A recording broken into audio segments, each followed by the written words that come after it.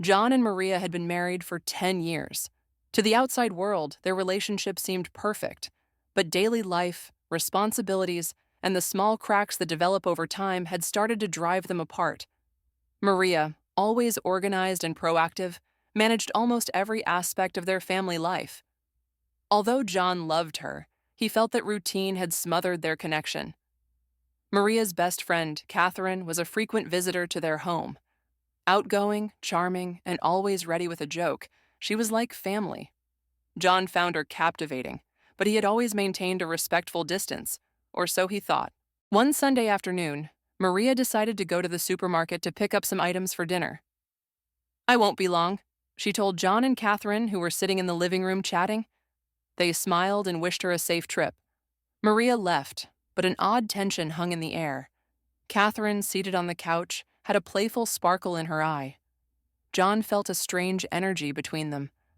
Until that moment, his thoughts about Catherine had been innocent. But this time, something about the way she looked at him sent shivers down his spine. "You know, John," Catherine said softly, "I've always thought you were special. Maria is very lucky."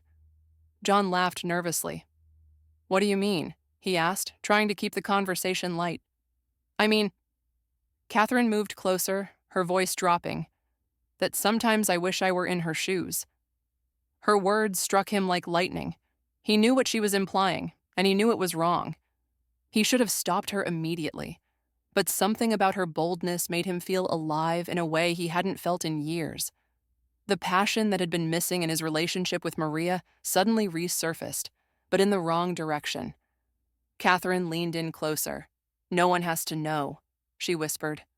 After a brief hesitation, John gave in. Meanwhile, at the supermarket, Maria realized she'd forgotten her wallet. She turned the car around and headed home. As she approached the door, she noticed an unusual silence. Normally, when Catherine was around, the house was filled with laughter. Something felt off. She entered quietly and heard voices coming from the bedroom. Her heart began to race. Blood drained from her face as she inched closer.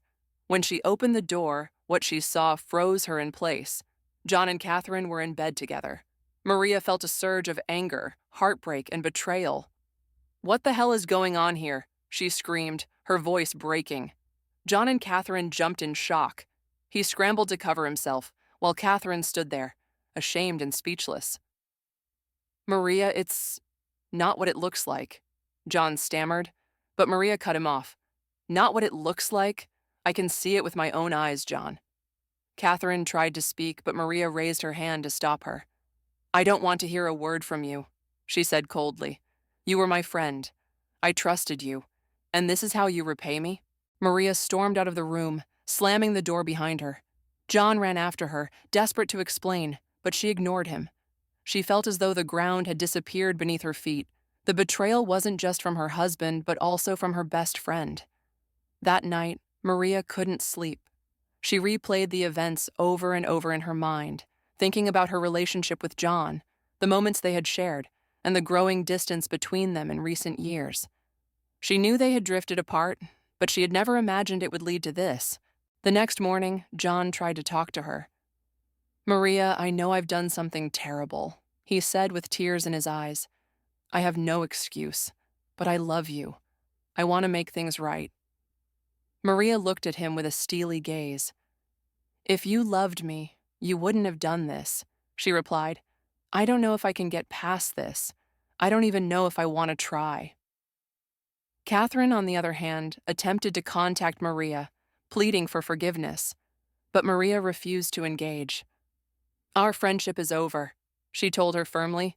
"There's no way back from this." The following months were filled with tension and uncertainty. Maria decided to take some time for herself, moving temporarily to her mother's house. John tried to reach out to her, but she remained distant. She needed time to decide if she could forgive him and, more importantly, if she could trust him again. Eventually, Maria made the difficult decision to file for divorce. She knew she couldn't live with someone who had shattered her trust so brutally. It was a painful choice, but she believed it was the right one for her. As for John, he was left to face the consequences of his actions. He knew he had destroyed something precious, and that his life would never be the same. Maria, though deeply hurt, found the strength to move on. She realized that her life wasn't over. She was ready to start fresh, knowing she deserved better.